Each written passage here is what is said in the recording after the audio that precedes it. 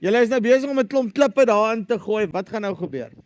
So ons verteenwoordig 'n mulcher vervaardiger uit Spanje se produk in Suid-Afrika.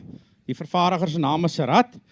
En een van die baie interessante produkte wat hulle op die mark het, wat ons opgewonde is oor, is wat hulle noem 'n tiller.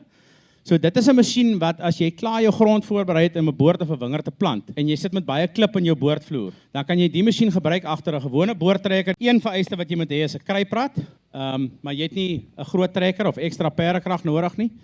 En dan vat ons daai masjienkie en ons ry net eenvoudig oor die klippe en ons maal dit op en dit bly net daar aan jou boordvloer. So, ek neem aan hulle definisie van 'n tiller en ons definisie van 'n tiller is dan nou eintlik twee verskillende goed, Twee totaal verskillende goed, ja.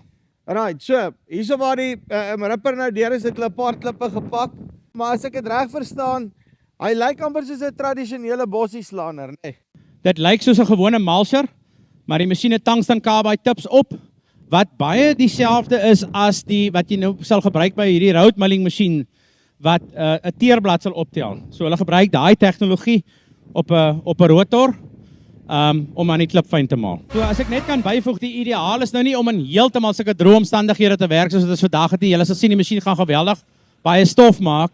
Maar jy wil nou vir my sê hy gaan daai klippe fyn maak. Jy moet maar kyk, Choopie, dan sê jy vir die span wat daar op die paviljoen sit.